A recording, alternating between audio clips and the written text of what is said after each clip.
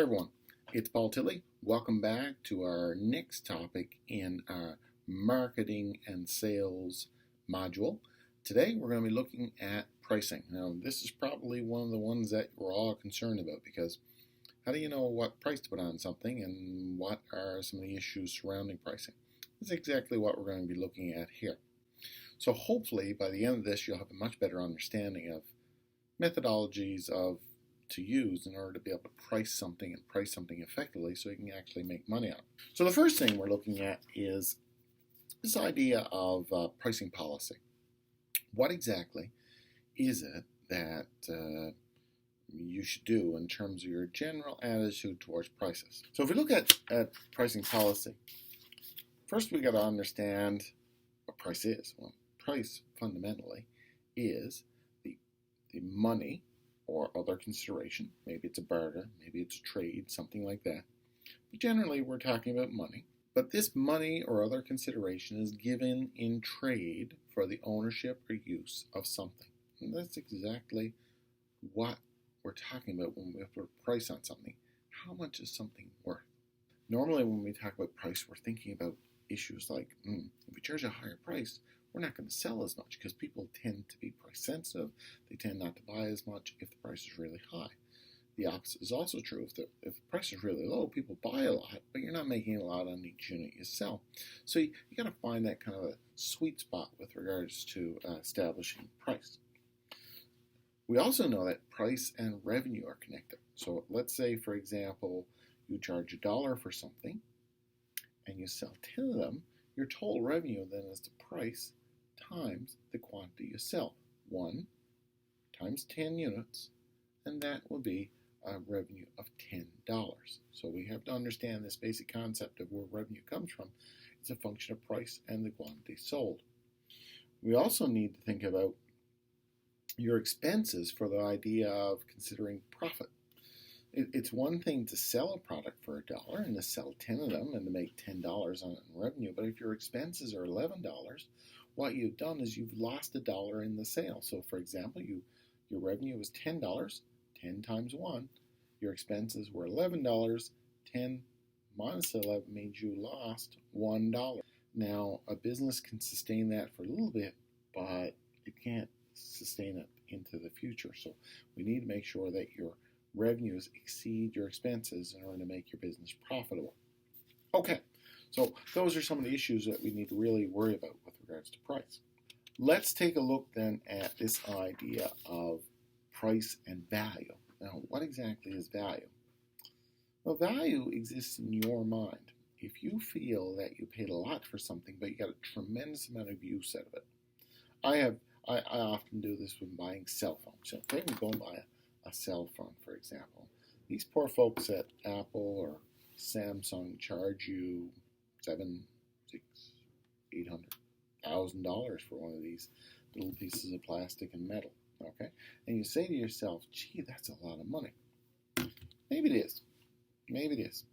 The question is, does it allow you to conduct business? Does it allow you to be reached anywhere you go? Does it allow you to contact someone from anywhere you go?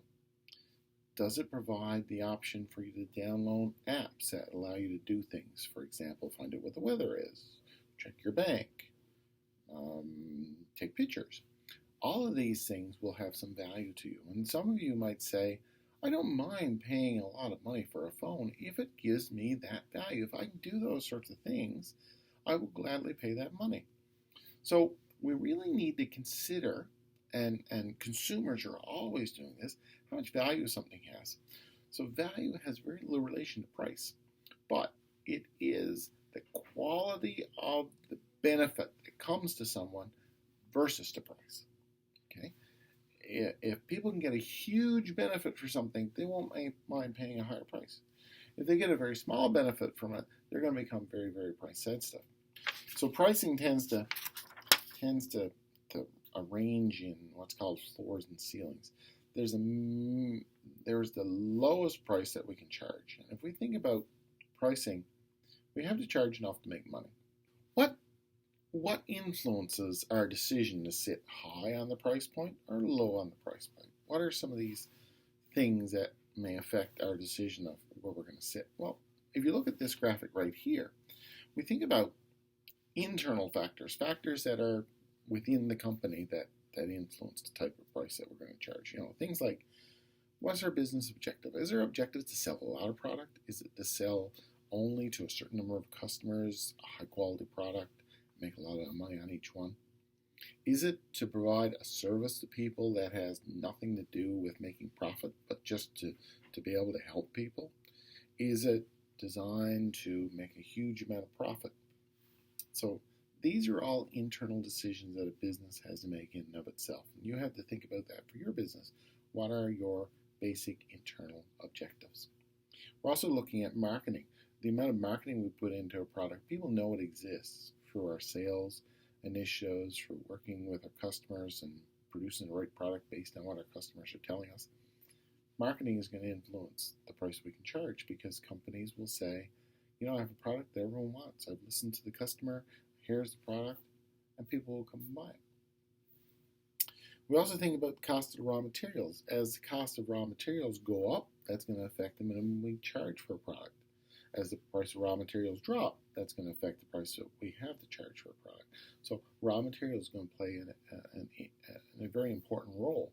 We're also looking at the type of products that we have. Do we have specialty products? Is this stuff that people actually have to buy, or is it stuff that people like to buy? If it's stuff people like to buy, then price becomes more sensitive, or people become more sensitive to the price on it because they don't really need it. Now, unlike other items with their necessities, food, for example, water, drugs, certain things to keep you alive, people will buy that regardless of what the price of it is. So they're not price sensitive if it's a necessity. They tend to become more price sensitive if it's a luxury type item. And how the products are distributed. How we distribute our products can affect the amount that we price it. Is it a relatively inexpensive product with a low weight, low threshold? It doesn't need to be preserved in some way, like in a fridge or frozen or something like that. If it's a less demanding product, it costs less to distribute it. If it's a more demanding product, it needs refrigeration, it needs to be secure, the price tends to go up for it. So depending on the type of product we're selling is going to affect what we need to charge for. There's also external factors. External factors are factors outside of our business that are going to have an influence on how much we have to charge for things like the demand for a product or service. Horseshoes, for example. There's not a big demand for horseshoes anymore. We're not selling a lot of them. So it's a pretty rare thing. Now, granted, there's not a lot of people looking for horseshoe services, but when there are people with horses, you're probably going to have to charge more because you don't have as many customers, and it's more of a one-of thing. Competitive environment. Do you have lots of competitors out there doing exactly the same thing you're doing?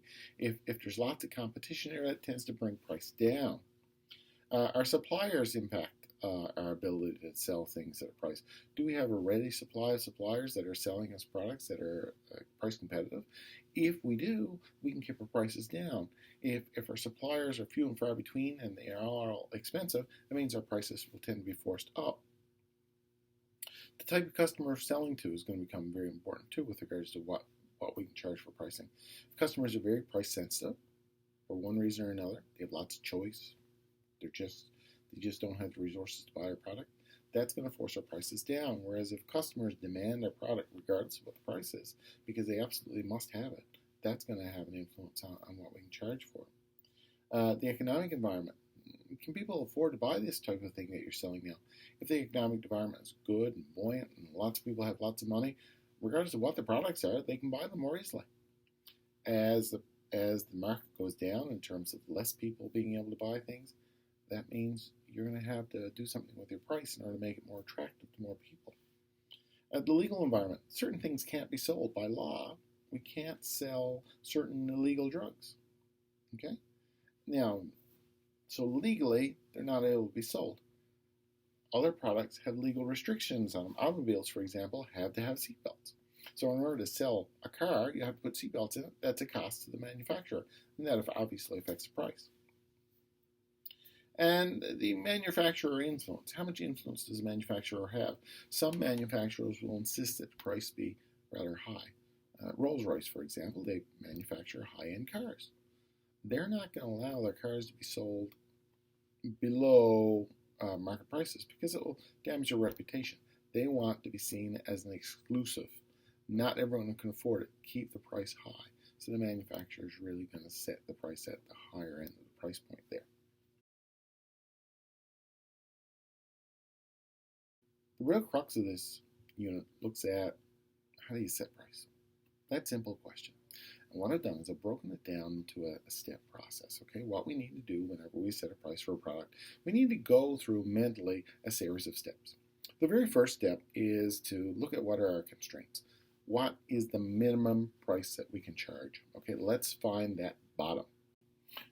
So when we ask about what exactly is the bottom, well, let's take a look at some of the things that help define what the bottom is. Well, let's think about the demand for the actual product. Is there a big demand for the product? If there is a big demand for the product, the bottom is not as low as it can be. There are people willing to buy it. If you got a class of products, a series of products, as opposed to just one, that will allow you to adjust pricing on some. Some will have higher, some will have lower. It'll give you some opportunity there to adjust pricing on various things. The brand name makes a big difference. If your brand name is popular, or if your brand name has a certain reputation, you might be able to charge more for it, or you might be forced to charge less for it. The relative newness of the product. How new is it to the market? Is it something that people have to get right away because they want to be the first to market, first to buy, first to have? Or is it a standard product that's been around a while that people just buy because of inertia, really? We also think about things like single or multiple product. Do you have multiple copies of it? Do you have multiple opportunities to buy it? Do you have multiple types? People have more choice with multiple types. So these constraints really establish as lower and to some degree an upper. People will be only willing to pay so much for something. So it's important to get those things straightened away in order to find that minimum and to find that window. So once you have a clear understanding of the pricing constraints, you've got to think about what is the absolute lowest and what is the price at which you'll meet the needs of customers, okay? So you got to think about setting some objectives in order to do that. If we think about objectives, objectives are what you decide. How much profit do you want to make? How much sales revenue? Is it profit or sales revenue that you're really driving into? Now, profit, the thing is with profit is revenue minus the expenses. Or sometimes you just want to get high sales revenues. Sometimes you want to be taking a bigger share of the market. You want more than your competitors. And in order to get a bigger share of the market, you might have to take a lower price.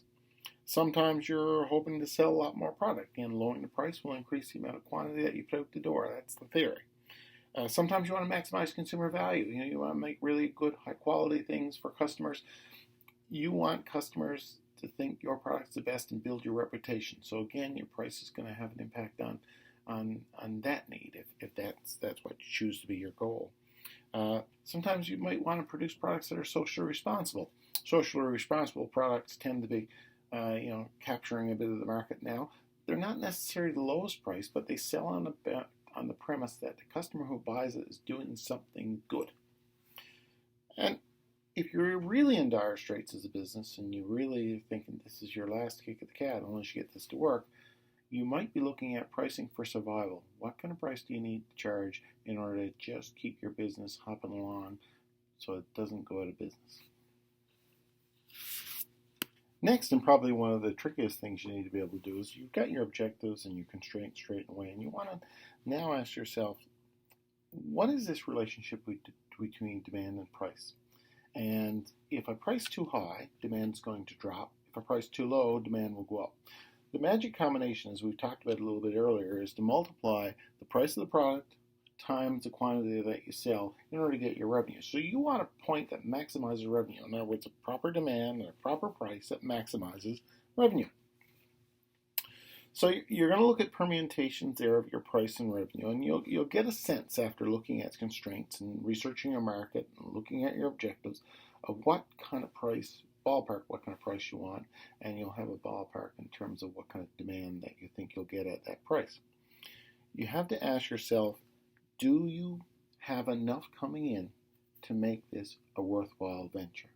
will you make enough revenue to cover your costs? Okay? And if we look at that, there are price factors that drive this demand, and there are non-price factors that drive demand. Lower price often means more product will go out the door, but there are other factors too that causes product to go out the door other than price, such as the style, such as trends, such as these sorts of things. So you're going to have to consider those things whenever you think of this magic combination of price times quantity. Once you do have some idea of price times quantity, and you have some idea of the costs associated with the various quantities that you make, you're going to be looking for a point that you're going to say, I'm breaking even, meaning I have to sell this number of products in order to cover my total costs. Okay? Then you'll ask yourself, will I sell that number of products?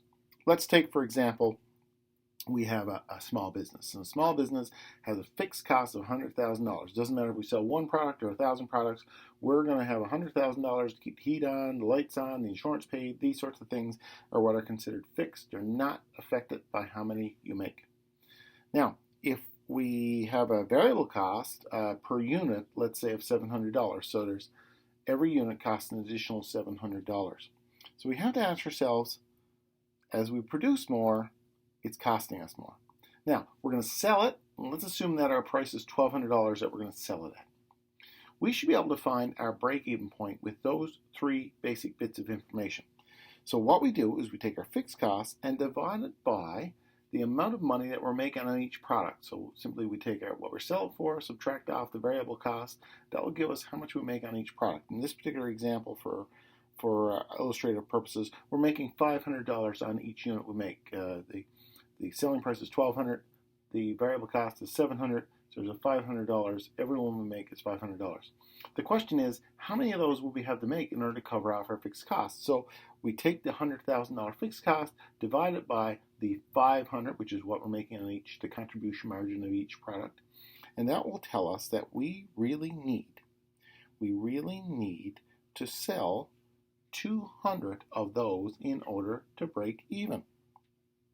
So we should be able to find some magic point to say, this is the point that we expect to break even. And then we ask ourselves, can we sell that number? If we can sell that number, great. If we can't sell that number at that given price, we should stop our thought process and say, okay, we need to charge a different price.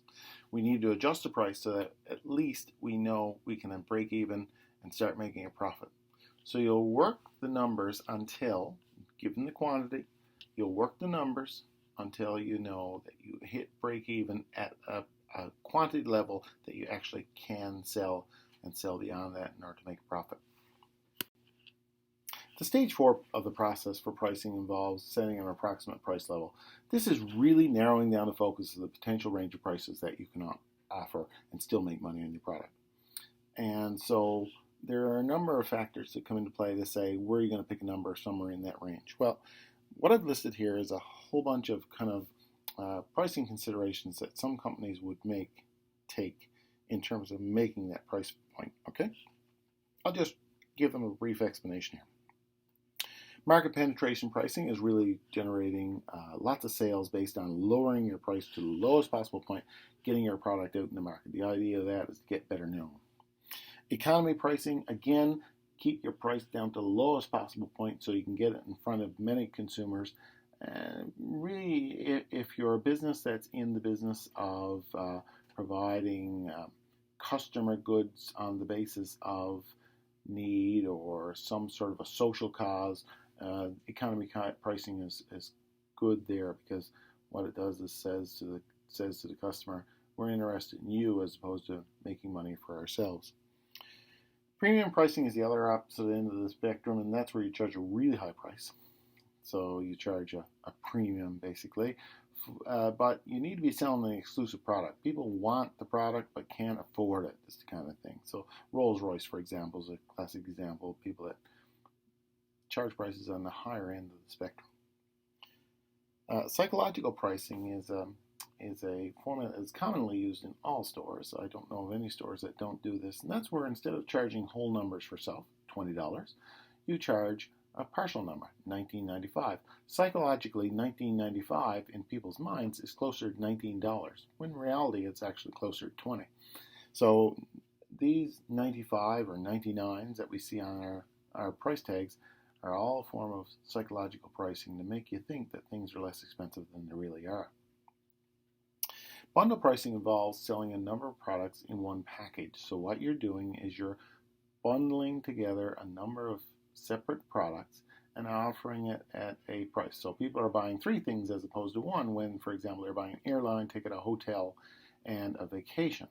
What they're actually doing is bundling 3 separate items into one, and as a result, you can offer a lower price because people are forced to buy 3 things.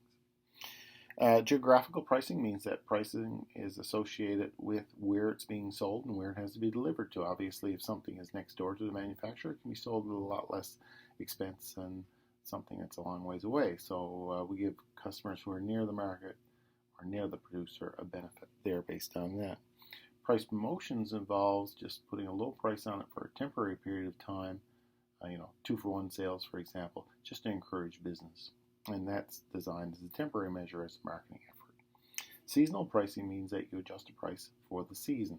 Snowblowers, for example, would probably be more expensive in the winter, yet less expensive in the summer. And the advantage of lowering the price in the summer is people will buy them and get them out of warehouses, so companies can generate some cash.